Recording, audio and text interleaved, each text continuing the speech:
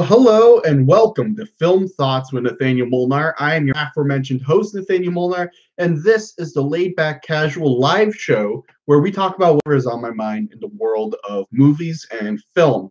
And Film Thoughts is live every single Sunday, Tuesday, and Thursday at 5:30 p.m. Eastern Standard Time. So if you'd like to join the discussion and be a part of the show, make sure to join us live for those dates. So I believe everything looks to be working all right with the live chat. If there may be some background noise, as always, in the background, if there is, I apologize. I can't really control it, but hopefully everything sounds and looks okay to you. So a couple of things off the top that I want to talk about before we get into the live chat. And if you do have any questions or comments or thoughts or whatever you want to talk about, leave it in the live chat. And after I do the main topics, I'll go back to the live chat and see what you guys are talking about there. But the big thing that's happened since our last live chat on Sunday is, of course, we had the Super Bowl. Now, I don't follow the Super Bowl. I don't follow sports, so I didn't watch the Super Bowl at all. But there were some TV spots that dropped relating to some pretty big movies that are coming out. And so I went back and I watched those. Of course, I didn't see them live during the Super Bowl because I was too busy watching Dawn of the Planet of the Apes, which I think is a damn good way to spend a Super Bowl Sunday, is by watching some apes. Caesar is the GOAT, by the way. Caesar is the GOAT. So, we had a couple of TV spots drop. Let's start with a couple of the smaller ones. So, Captain Marvel dropped a TV spot. Nothing remarkable. I've been I don't want to say disappointed, but I've found the marketing for Captain Marvel thus far to be very lackluster. I have not been overjoyed by any of the trailers, any of the TV spots I've seen, the posters. Nothing's really leapt out at me about this movie. I've always been wanting to see the movie. I was never not going to see this movie, even before we had a title, before we had anything. Anyone, you know that Marvel's next film is coming out. I am gonna go see it. Doesn't matter what it is. I'm gonna go see it. So they're not trying to win me over, but there's plenty of people they are trying to win over that they need to win over in order to get them to come out to the theaters and see. And I've just found the marketing hasn't done it for me at all. I thought the trailers were okay. I think they put out a third trailer not too long ago, a few weeks back. That was probably my favorite trailer. Again, it was nowhere near like the Endgame trailer or the Spider-Man Far From Home trailer or any of these other trailers. It wasn't nearly as good as those, but it was better than the ones that come before. So I don't know how this marketing or even the Super Bowl spot, which Disney must have spent something like $4 or $5 million to put out, and it's essentially the same footage used in all the trailers, just put in a new order for this TV spot. I don't know how well these trailers in this TV spot is doing to win over people who weren't already going to go see this movie. For me, I don't care that the trailers haven't been good. Or I don't want to say that because they've been fine. It's not like they're bad trailers. It's just nothing that gets me excited about the movie. It doesn't matter to me that these trailers aren't winning me over because I was going to see the movie anyways. And I know Marvel at this point. I'm going to say it's pretty safe assumption that this movie is going to be at least good, if not great. So you don't need to win me over. You need to win over the people who are like, oh, another comic book movie? Why should I go see this one? Well, here's why. And then trailer, TV spot during the Super Bowl. And Captain Marvel hasn't been doing that. So this TV spot that dropped with the Super Bowl, it's pretty much the same as all the other marketing. It's fine. It's whatever. I don't know at this point, the TV spot that they put out, if that was worth the $4 or $5 million that they spent to have it in there. But who knows? Maybe it won a couple of people over. And so that'll be what? Maybe 15, $30 extra at the box office. Yeah, I'm sure that was worth the $4 million. Another TV spot we got. This one was interesting. It's for the Guillermo del Toro produced film. And I believe it's an anthology film. Scary Stories to Tell in the Dark. Now, I don't know if there's been a trailer or not for it before, but I have not seen anything about this movie. I just knew Guillermo del Toro had helped write the screenplay and that he was producing the movie, but I had not seen anything from it. And I gotta say, I think there were two spots for it. They were pretty creepy. They did their job. That one where the girl has like the pimple or whatever, and then there's like a spider hair from it, like extended. That was creepy. That was really creepy. Um, and I love Guillermo del Toro. I'm not always the biggest fan of his movies, but he's one of these filmmakers who you can tell is just absolutely passionate about film. And his passion for film radiates in all of his films. Shape of Water, of course, was the one Best Picture, won him Best Director. Um, I really like Crimson Peak that he did. And of course, Pan's Labyrinth, he was known for. So I'm very interested to see what he does with this. Of course, he's not directing it. They have the guy who did Troll Hunter directing this. So I don't know exactly how that's going to go, but Guillermo del Toro wrote the script. He co-wrote it. There was like 5 other people who helped write the script at some point, and I'm sure it's just gone through various stages of drafts and whatnot. I don't think all 5 of them working on it at the same time, but he helped write the script. He's producing it, so his fingerprints are definitely all over it, and they're definitely all over the marketing for this. So it looks good so far.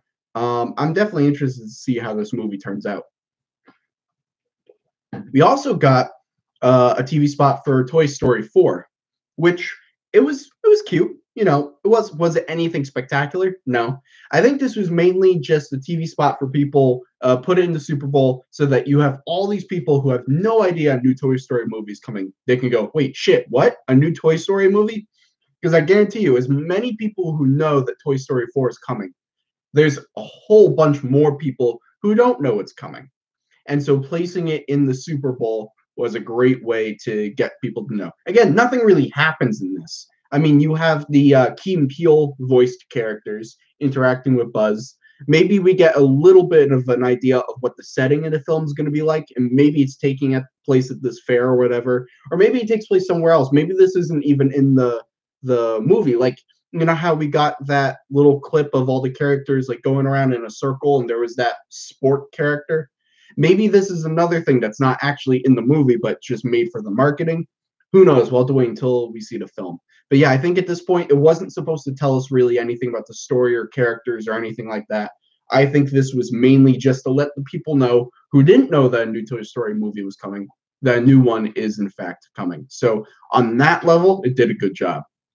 But let's talk about the big one, Avengers Endgame.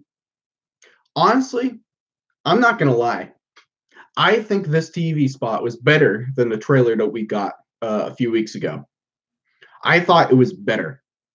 It gave me, in 30 seconds, it gave me what I wanted what I wanted from this. Now, maybe this wouldn't feel as complete if we hadn't gotten the first trailer and it was just this, then maybe it wouldn't feel nearly as complete because it kind of builds off of the first trailer.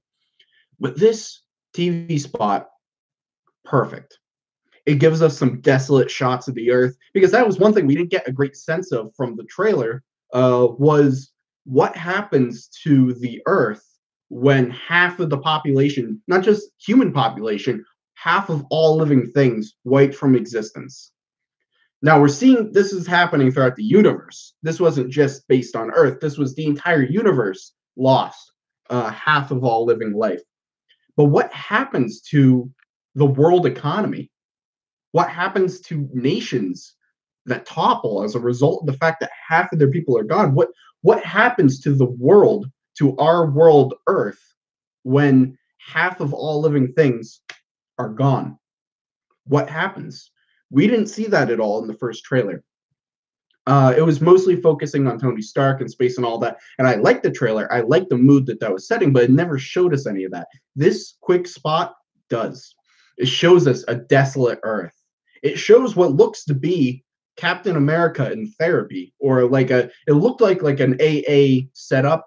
I don't think it's Alcoholics Anonymous, but I think that's a cool idea. Like people have to deal with the deep trauma of what happened. And I think this is something that I think Endgame can be such a mature film in terms of how it deals with what happened. Because you have the Avengers, the core Avengers are still alive. Not only did they lose their dear friends, not only did they lose half of the population of Earth and the universe, they lost. They just flat out lost. and they lost big time.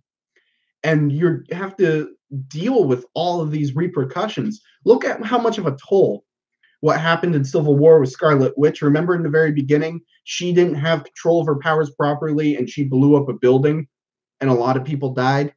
Look at how much pain and anguish that caused not just Scarlet Witch, but Captain America. And that was one building. Probably a few hundred people died. Tragic, but a few hundred people compared to half of all living things within the entire universe. What does that do to Captain America? Psychologically, emotionally, physically, spiritually, what does that do to him? I'm so excited to see what direction they take that, because this gives Marvel, this gives the Russos such a great opportunity to go deep into these characters, which they've been going deep into these characters for 10 years. I'm not trying to propose that they haven't had deep character depth with their characters thus far. They absolutely have. But this is really a great opportunity to go even deeper. I want to see what happens to someone like Captain America when he loses on such a grand scale like this. And he is the leader of the Avengers. He's the leader of the Avengers. And it was because he could not get along with Tony Stark. It was because of the Civil War that divided the Avengers. And had the Avengers been assembled, had they been together, maybe they could have beat Thanos. But they were divided, they were separated based upon their own problems, their own quarrels with each other. And as a result, half of all living things in the universe died and was gone. What does that do to Captain America? And what does that do to the other Avengers? And in this brief little 30-second Super Bowl spot, they gave us a glimpse of what that could be like. There's some great shots in there. You see Rocket opening up a door on a beach, and it looks to me like, I hadn't made this connection until someone mentioned it online, but that looks like that could be Hank Pym's house from the end of Ant-Man 2, Ant-Man and the Wasp. Remember Hank Pym and I'm forgetting Michelle Pfeiffer's character's name, but they go and they set up this house on a beach, and they are supposedly in retirement and live there. Now we know that Hank Pym got dusted, so Hank Pym's not going to be at that house. And I believe Michelle Pfeiffer was dusted as well. Janet was her name. Janet. They all got dusted. So I don't think anyone's going to be at the house, but it looks like Rocket's going there, maybe to get some information about the quantum realm or something along those lines. We see some great shots in this. I love well, first of all, then we see Tony and Nebula on the same ship, and it looks like they're repairing the ship. It looks like they're trying to fix it. And then later there's a shot of Captain America and Black Widow and a few other of the Avengers in a field looking up at something. And it looks like what they're trying to suggest is that Tony and Nebula fix the ship and they arrive back on Earth. Now, maybe that is misdirection on Marvel's part. Of course, we had plenty of misdirection with the marketing for Infinity War, to the point that they were even putting in shots that they made specifically for the trailers that were never going to be in the movie. So if they didn't want us to know what happens to Tony Stark and they didn't want us to know any of those details, they wouldn't have set it up in this TV spot so that we could so easily piece it together. Unless if that's not a big plot detail. Unless if maybe he arrives back in the first 15 minutes and it has nothing to do with the core of the film. It's not anything to do with the narrative. It's just setup work. In which case, it doesn't matter that we know that he gets back. But if it is deeper than that, and if it means more for the story, they wouldn't have shown it so blatantly like that in this trailer. So maybe it's misdirection, or maybe it's not a central plot point at all. I think the best shot, there's also a great shot of them walking through the Avengers hangar, all of them, with the light shining through and they're kind of silhouetted. That was a great shot, beautiful. But of course, the money shot is the thumbnail of this video. Cap putting on the shield. When I saw that, I cheered. I think I cheered. What was it? Because I was watching it on my phone. I was watching my phone, and I was like, yeah! And that was it. It was great. That was great. That was a great shot. And it's because they teased out the shield so much. He hasn't had the shield in 3 years since Civil War. He lost the shield at the end of Civil War. He didn't have it in Infinity War. Now he's finally getting it back. Finally getting it back. And it's going to feel so earned and it's going to feel worth it. Pardon me. When he finally puts on that shield. It was great even just for this one shot. Now, when I first saw this TV spot, part of me was like, oh, I didn't want to see the shot of him putting on the shield. And then I was thinking about it. One, it's an extreme close up. You can't see anything that's going around. So we have zero idea if that's the opening shot of the movie or if that's the final shot of the film or where it falls anywhere else. We have no idea from that one shot where that takes place. We don't have any glimpse of background or anything. So we have no way to know at what point does that happen in the film. And we all knew that at some point he was going to get his shield back. That's not a mystery. You know, I mean, they never directly said he was getting his shield back. But I think we all would have been pretty shocked if by the end of Endgame, he still didn't have his shield. That would have been pretty surprising. So I think it was a fair guess on all of our parts that he was going to get the shield back at some point. And it was shot and put in the trailer in a way that we have no idea the context of that shot. So we have no way of knowing where that happens in the movie, where it happens, when it happens, anything like that. So I think first thought I was like, oh, I didn't want to see him putting on the shield because that would have been so cool to see in the moment. But then when you think about it, it doesn't reveal anything. It doesn't spoil anything. You just know now that at some point in the movie, he puts on the shield. And we already mostly figured that was going to happen anyways. So, anyways, honestly, I think this TV spot is better than the trailer we got. I thought it was great. I loved it. It got me very excited for Endgame. And yeah, April, it's coming up. It's in April. It's a few months out. I can't wait for this movie. Moving on. So a trailer dropped, a full trailer, not during the Super Bowl or anything, for this new Leica animated movie, Missing Link. It's got Hugh Jackman, Zoe Saldana, Zach Galifianakis, a few different voices. And this is the studio that did Kubo and the Two Strings, which I thought was fantastic. Coraline, Paranorman, Box Trolls. They do a lot of really great stop motion animation films. And they put out this trailer for The Missing Link. It looks cute. It looks endearing. It doesn't look like it's nearly to the same degree of excellence in filmmaking as, say, something like Kubo and the Two Strings. It doesn't look to be that degree, at least on the surface from these trailers. It doesn't look like it has the same heart to it, the same punch to it, or anything like that. But it looks fun. It looks enjoyable, and it looks cute. I think Hugh Jackman's a good voice for it. I like that they're going into this sort of mythology of Bigfoot or whatever. I think it's cool. And it looks like it could just be a fun adventure, fun animated movie. I'm hoping maybe it's a degree more than that, because that was the thing with Kubo and the Two Strings. It was an adventure movie, it was a fantasy, but it had more to it. It was more than just a surface level. Oh yeah, it's just a fun movie that's a family-friendly adventure that people can go and see. It was more than that. It had deeper character development and deeper character depth. It meant more. There was more to it than just what was on the surface. And I'm afraid that Missing Link is just going to be a surface level, enjoyable, but disposable animated movie. And I hope it's not that. I hope there's more to it, like Kubo and the Two Strings. So definitely looks good. I'm not saying it looks bad at all. I think it definitely looks good and it looks interesting, and I'm excited for it. I like the cast behind it. I love the studio Leica. I'm excited to see this movie. But I just don't know if it's going to be to the same degree of excellence as, say, Kubo and the Two Strings, or if it's going to be more of a surface level film. But we'll have to wait until the movie comes out to judge it on those merits. Also, remember a couple weeks ago, maybe about a week ago or so, we got that trailer for the Zac Efron-led Ted and Buddy film. What the name was it? Shockingly evil, surprisingly twisted, and I don't remember what it was. Such a terrible name for a movie. They really should never have called it that. They literally should have just called it Zac Efron Ted, bleh, excuse me, Zac Efron Ted Bundy movie. They called it that, everybody would have known what it was.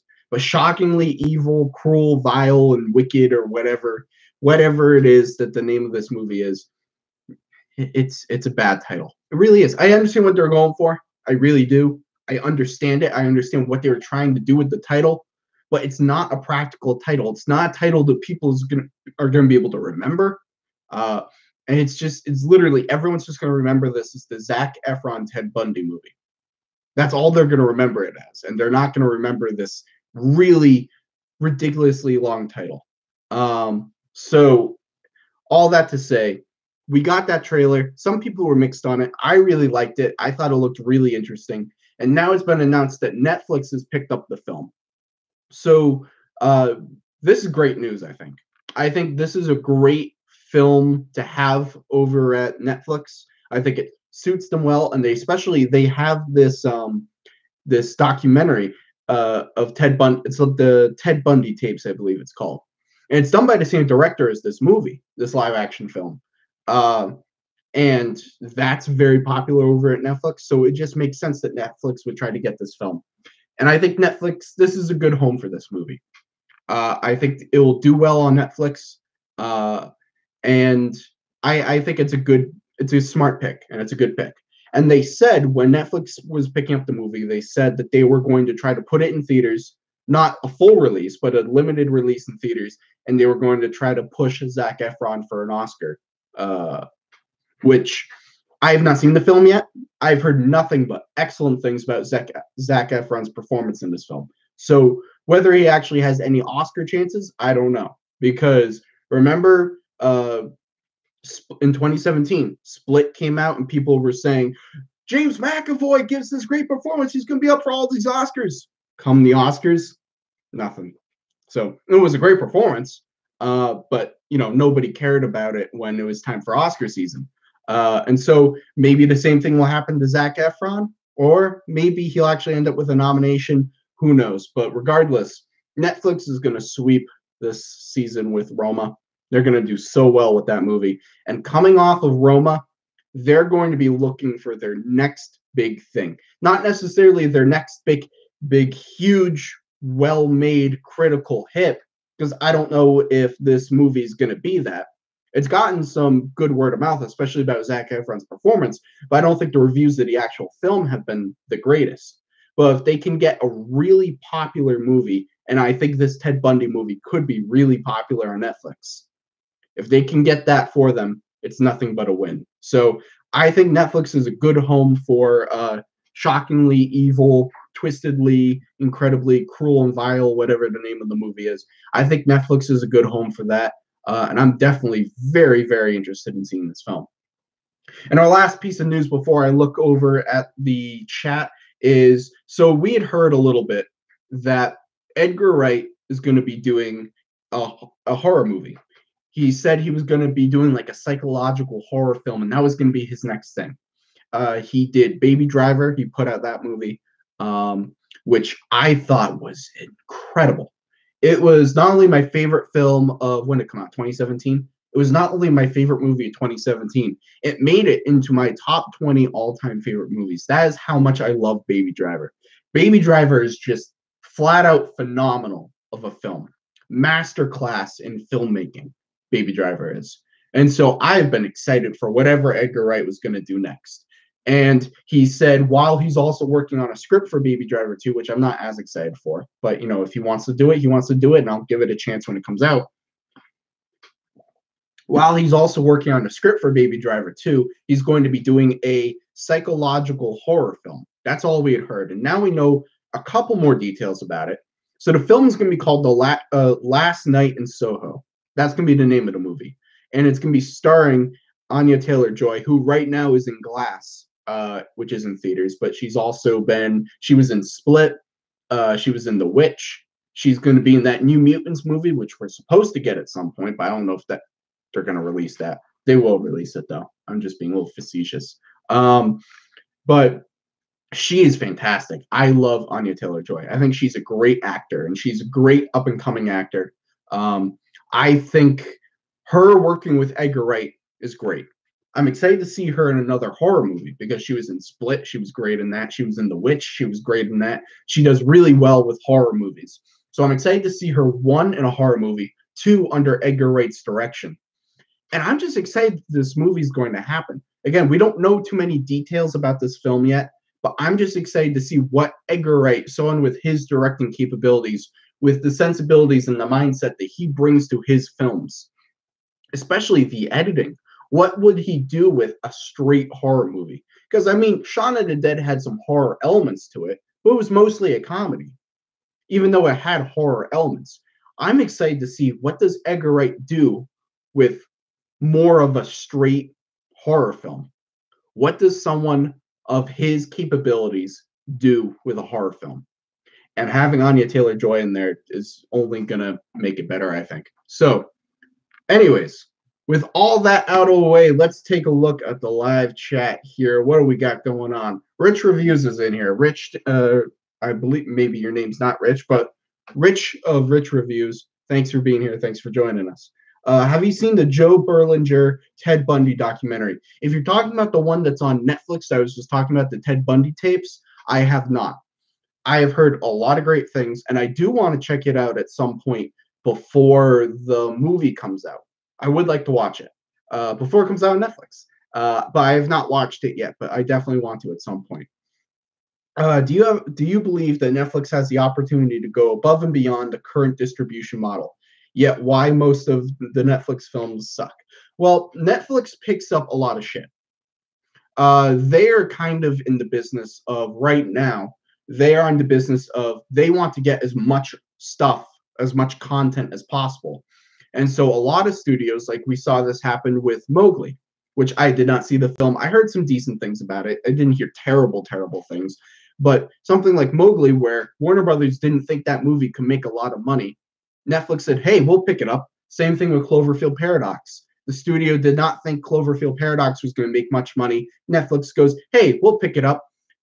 Martin Scorsese cannot find someone to pick up The Irishman. Netflix, hey, we'll pick it up. Netflix will pick up a lot of things. They'll pick up pretty much everything if they think it will do well.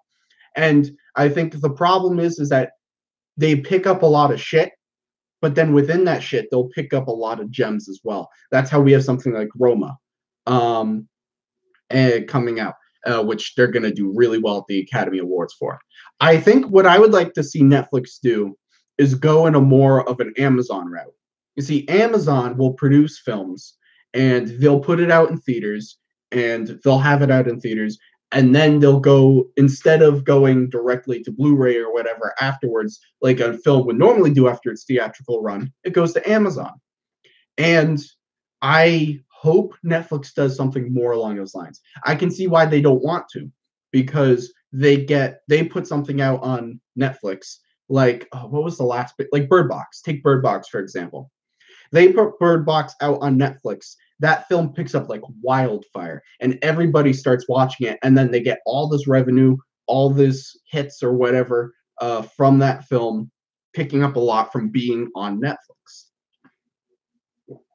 But I think if Netflix is going to become more of a real player, which I think they're trying to do, I think they're trying to position themselves from just being, oh, we're the place that has The Office, but then we have a couple of original films here and there. I think they're trying to cement themselves as, no, we want to be a real film production company. And if you're going to do that, I think you need to put more emphasis on a theatrical run.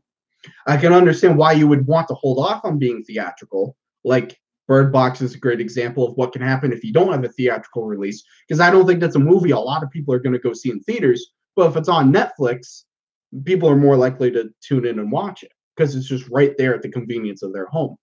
But if you want to be a real film production company, I think they have to look a little bit more at doing theatrical runs. So I don't think there's a clear answer. There's pros to doing the Amazon method, there's cons to doing the Amazon method, and there's pros and cons to doing what Netflix is currently doing. But I think they are positioning themselves to being a larger and more prominent film production company. And I think another part of that is don't pick up every single thing that you possibly can pick up. You don't need to produce all of these shitty Adam Sandler comedies. Maybe do two instead of 12 of them that you have planned. Maybe don't pick up Cloverfield Paradox because that's not going to do you any favors. If you want to make yourself a reputable name, pick up reputable properties, pick up good films, produce good films, in which they're in a position now where they're just picking up anything. And I think they need to kind of tighten what's actually getting in, what they're actually putting out and releasing and putting their name on if they're going to cement themselves as an actual tangible force to be reckoned with within the film production industry. All right. Worst theater and worst theater experience. Well, worst theater. I don't know. I haven't been to too many terrible theaters. I will say obviously I think AMC is my favorite theater. I think AMC has the best setup for any theater, from chairs to customer service to the actual design and the layout and the screen and the speaker systems, all that. I think AMC has the best setup. Anytime I go to a non-AMC, and I usually go to AMC, excuse me, I usually go to AMC if I do go to the movies, or when I do go to the movies. I usually go to AMC. When I don't go to AMC, it's a bit of a culture shock. So I don't think I have like necessarily a chain that I think is the worst movie theater or an individual theater that was the worst one I've been to. But I would say any movie theater that is not an AMC is lesser. And that just goes to show how great AMC actually is. Worst movie theater experience. I took a question like this a couple of chats ago. So I'll just sum up what I had said before. I don't necessarily have too many truly terrible movie theater experiences. I have a lot of stuff that is funny. Like, it's more just funny stories that tell people like, hey, you'll never believe what happened to me in a movie theater once. This, and that happened. I don't have too many terrible ones. The one that does stick out to me was when I went and saw The Visit. There was a whole row behind me and the person I was with, a whole row of teenagers, literally taking up the entire row. And when I say they talked full volume the entire movie, I'm not kidding. I'm not exaggerating in the slightest. They were talking full volume the entire movie, laughing and giggling and snorting and talking and laughing. The whole fucking movie. I could barely focus on the film. And like, security was coming in because they were getting so many complaints, and at the end of it they were giving out free tickets. They're like, I'm so sorry, were you in the theater with The Visit with the kids? Yes, I'm so sorry, here's a few free passes, hope you come again, that kind of thing. So that was a bad one. But like I said, most of my interesting movie theater experiences aren't necessarily bad, but more funny. But yeah, that was a pretty bad one. Where are you from? So I am from Massachusetts in the United States. Specifically, I grew up in Georgetown, Massachusetts, which is in the North Shore area of Mass. And I go to school in Fitchburg, Massachusetts, which is where I currently live right now. The Super Bowl was boring. Yeah, I've been hearing that a lot. I've been hearing a big consensus about the Super Bowl was that it was boring, and I think every Super Bowl and every sports game out there is boring. So doesn't matter to me. Roma was atrocious. I'm stunned that people fell for that movie. Well, if I had to say, I'm not okay. Let me say I am not in the camp that everyone else is in and thinking that Roma is one of the greatest films of the year. If I had to put myself in either I liked it or I didn't like it, I'd say I liked it. I gave it a 3.5 out of 5, and I took a lot of shit for that, believe it or not. A lot of people lashed out at me because I gave it a 3.5 out of 5, saying, how did you hate Roma? I didn't hate it. I gave it a 3.5 out of 5. That's like a, what? That's like a C? Yeah, I thought it was average. I gave it a C. How did you hate Roma? Again, 3.5 out of 5. I didn't hate it.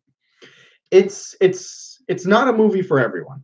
It's very slow paced. I can understand how it's hard to get into. I can definitely see why, from the pure stance of the craft of the filmmaking behind this movie. It's the job that Alfonso Cuarón does on this film is incredible. from writing, directing, producing, to editing, to doing his own cinematography. This is really like a tour de force of his ability as a filmmaker, not just a director, not just a writer, not just a cinematographer, not just an editor, a true, pure filmmaker. This really shows how capable he is. And the fact that he pulled all those elements off, incredible. The movie itself, I thought was okay. I thought it was good. I'm not buying into it nearly as much as everyone else. But yeah, in all film is subjective. You think it's atrocious. I think it's okay. Other people think it's brilliant. Yeah, I wouldn't have picked it to be nominated for Best Picture myself. And it's looking like it's one of the front runners to win. I don't think it's a lock it will win, but it's definitely one of the top few to win.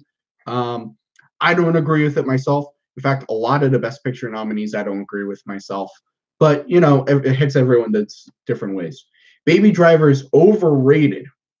You and I, my friend, you and I are going to have to meet and we're going to fight. Baby Driver is incredible.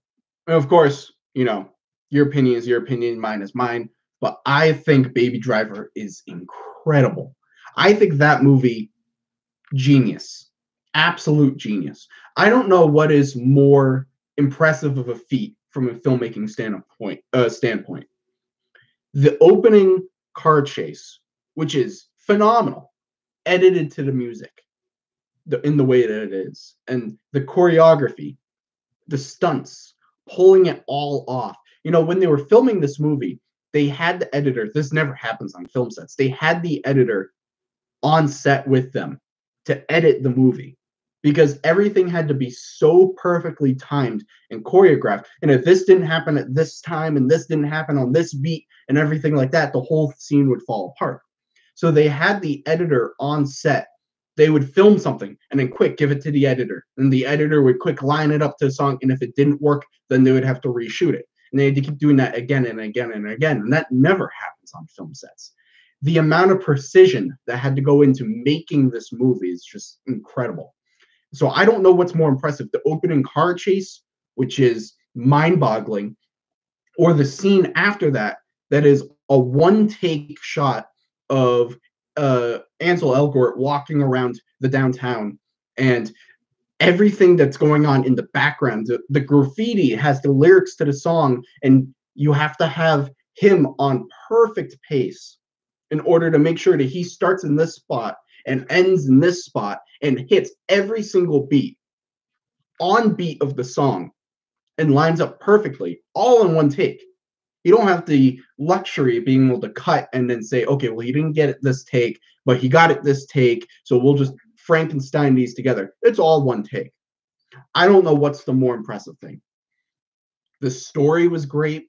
The characters were great. The performances were phenomenal. Jamie Foxx was excellent in it. John Hamm.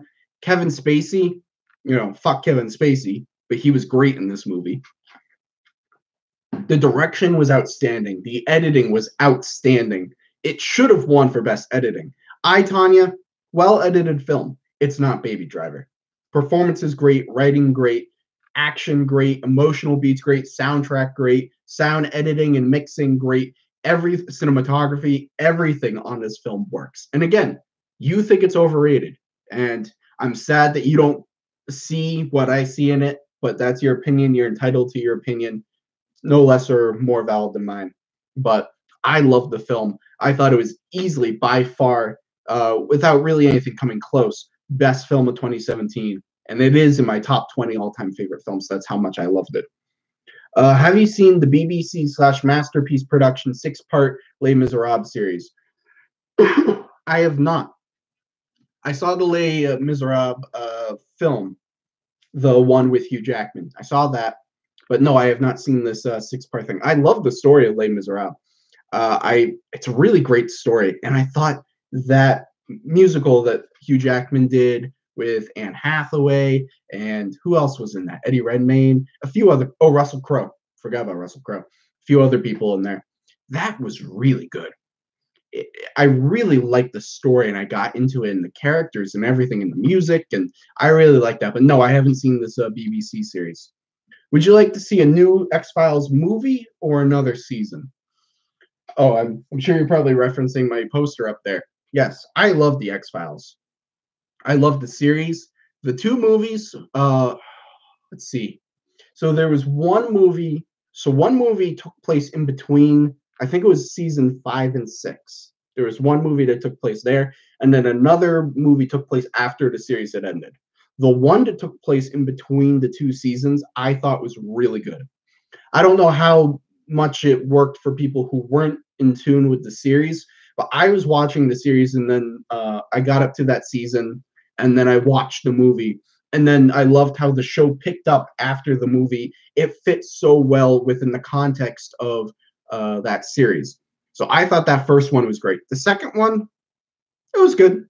It wasn't anything special. And I've liked I watched, I think it was season 7 or was it 6? They did two new seasons. The first one I saw and I really liked. The second one I started watching, but I never finished. Um, if I had to pick one, hmm. Well, I would think I would pick movie just because we've already seen a couple of new seasons of X Files and I like them, but I'd be interested to see what they would do with a movie.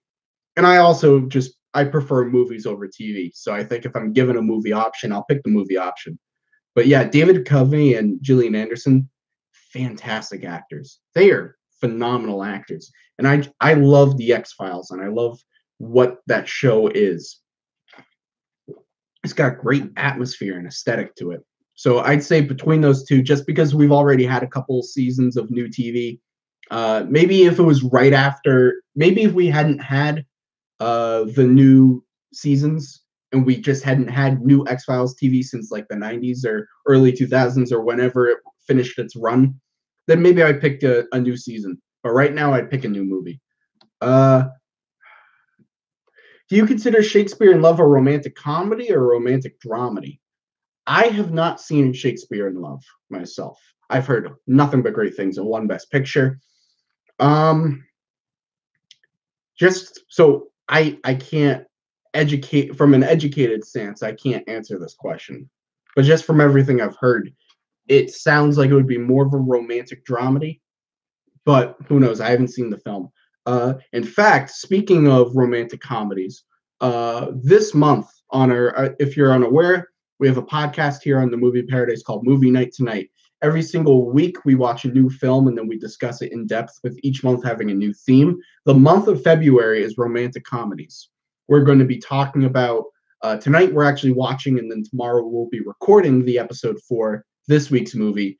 And all episodes drop on Saturdays on YouTube, Spotify, and iTunes. So keep your eyes out for the new episodes. But tonight we are watching When Harry Met Sally, which is probably the crown jewel of romantic comedies. So we'll be watching that tonight. That episode will go up on Saturday. And then the rest of the movies for this month, next week is The Big Sick. The week after that is Crazy Stupid Love, followed by Love, Simon. So if you're interested in romantic comedies, definitely check out this month of Movie Night Tonight. We're going to be watching some good films. The closest thing to a foreign film winning Best Picture was The Last Emperor in 1987. Yeah, as far as I know, like there has not been, and it sounds like you're saying the closest thing to it, but it hasn't happened yet, as far as I know, is we have not had a foreign film win Best Picture. And it's going to be interesting because I think in my sheet, when I fill out what I think is going to win all my predictions for the Oscars, I think I'm ultimately going with Green Book. I think Green Book is my pick, which I think is going to end up winning. But Roma's right up there with it. I think Roma's probably number 2. And maybe Black Panther is 3.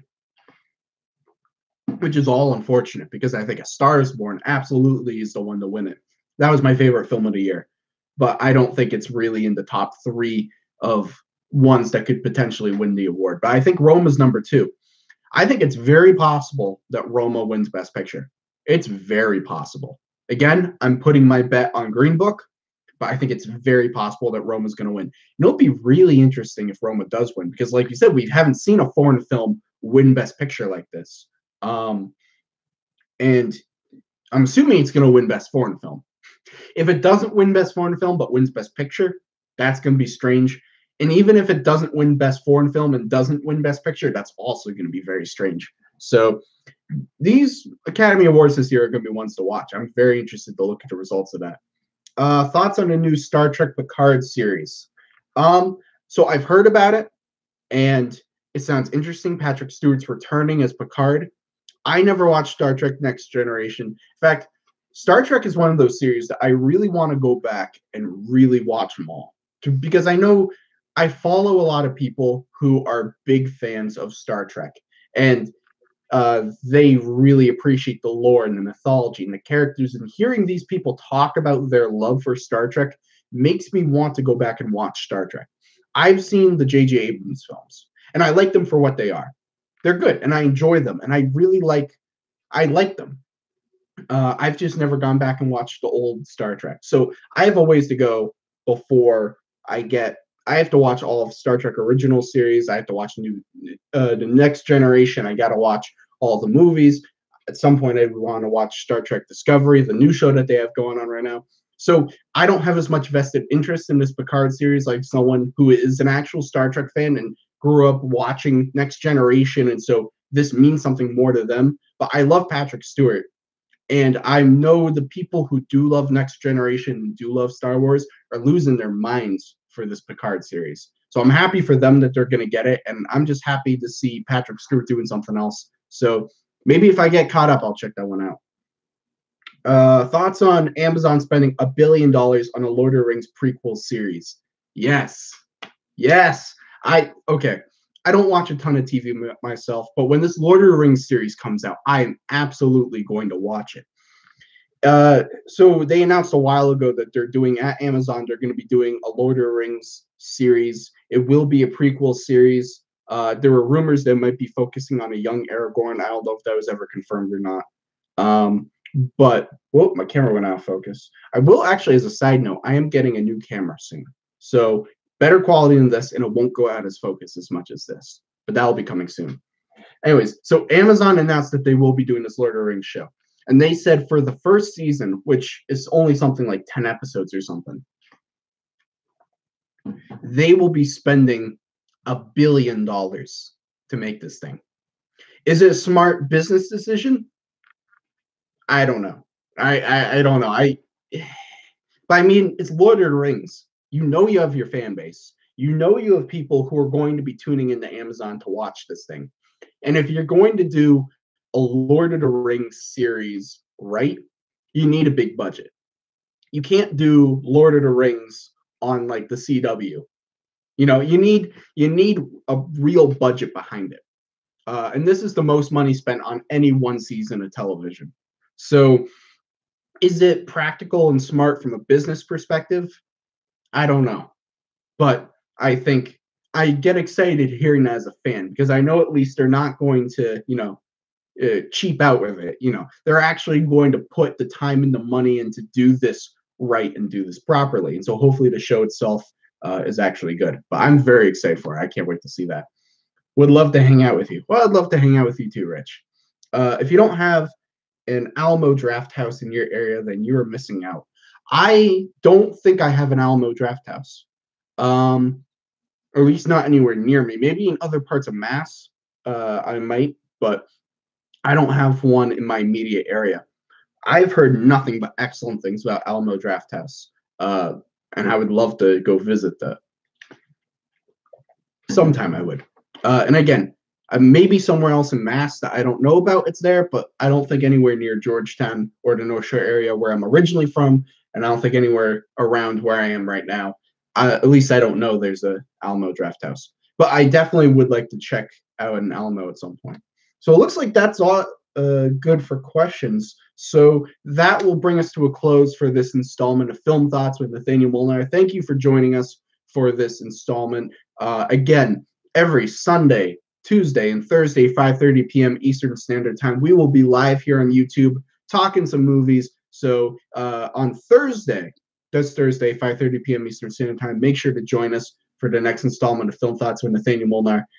Make sure to like, comment, subscribe for more content, and be sure to follow us on all of our various social medias at Movie Paradise 99. And we also recently launched a Patreon campaign. I have a couple of basic level tiers. I think it's $1.50 and $3. I don't expect anyone to pay more than that for me per month. But go check it out on Patreon if you're interested. If you like my content, you're interested in supporting the channel, definitely go check out our Patreon. There's some cool perks, some cool rewards.